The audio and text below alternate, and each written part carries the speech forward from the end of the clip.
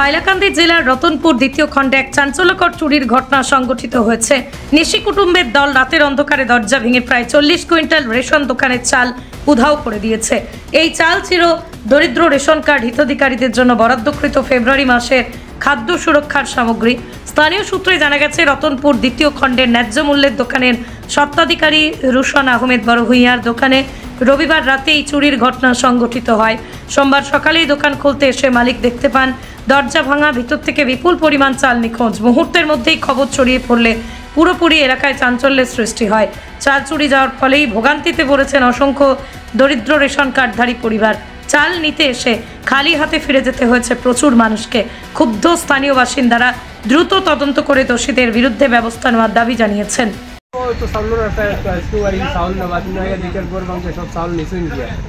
আমরা তো চাউলের পাই চাওয়াত আমরা বিকালে খাইতে হইলে তো চাউল নেওয়া লাগে। এখন আমরা তো চাউল যখন পাইতাম কিলা ইয়েটা আমরা জানাই সেইভাবে জানাই যে আমরা চাউলটা যাতে দেওয়া হয় চুরি হয়ে গেছে এটার তদন্ত তো আর আমরা তো চাউলের তো পান না, আমরা তো বাঁচতে গেলে চাউলের খাম না। এ নিয়ে সোমবার হাইলাকান্দি সদর থানায় একটি লিখিত অভিযোগ দায়ের করেছেন রেশন দোকানের এজেন্ট রুশন আহমেদ বড়ভূঁইয়া। তিনি প্রশাসনের প্রতি দ্রুত তদন্ত করে চুরি যাওয়া চাল উদ্ধারের আবেদন জানান। পাশাপাশি দোষীদের কঠোর শাস্তির দাবি তোলেন তিনি।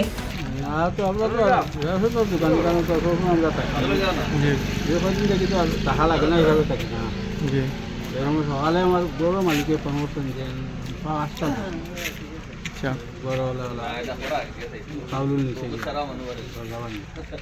সকালে আইলে এরপরে আইলে তো দেখলাম আমরা প্রায় 42। এদিকে পুলিশ বিষয়টি গুরুত্বের সঙ্গে খতিয়ে দেখছে। ইতিমধ্যেই ঘটনাস্থল পরিদর্শন করে তদন্ত শুরু করেছে আইন শৃঙ্খলা বাহিনী। কে বা কারা চুরির সঙ্গে জড়িত তা জানার চেষ্টা চলছে। তবে এত বড় পরিমাণ চাল কিভাবে চুরি হলো, কোথায় সরানো হলো, সে বিষয়ে সন্দেহ ও প্রশ্ন উঠছে বিভিন্ন মহলে। এই চুরির ঘটনায় এলাকায় বাসিন্দাদের মধ্যে আতঙ্ক ছড়িয়ে পড়েছে। সাধারণ মানুষ তাদের প্রশ্ন, ন্যায্য মূল্যের খাদ্য সামগ্রী চুরি হলে দরিদ্র পরিবারগুলোর ভবিষ্যৎ কি হবে? দ্রুত অপরাধীদের শনাক্ত করে শাস্তি দেওয়া না হলে ভবিষ্যতে আরও বড় ধরনের চুরির আশঙ্কা করছেন অনেকে। এখন দেখার বিষয় পুলিশ কত দ্রুত তদন্ত শেষ করে দোষীদের গ্রেপ্তার করতে পারে এবং গরিব রেশন কার্ডধারীদের ন্যায্য খাদ্য সুরক্ষা নিশ্চিত করতে পারে।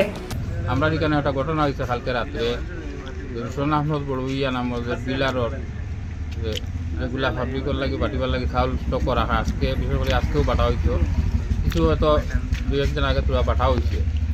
গত রাত্রে প্রায় 42 কুইন্টালের মতো চাউল কে বা কারা দরজা ভাঙ্গে শুরু করিয়ে নিতে গে। আমি এখান থেকে প্রশাসনের কাছে আর্জিওটাও জানাই যে দীর্ঘদিন থেকে আমাদের অঞ্চল এমনকি গরু মহিষ প্রায় আমাদের এই অঞ্চলে গরু চুরি হয়েছে।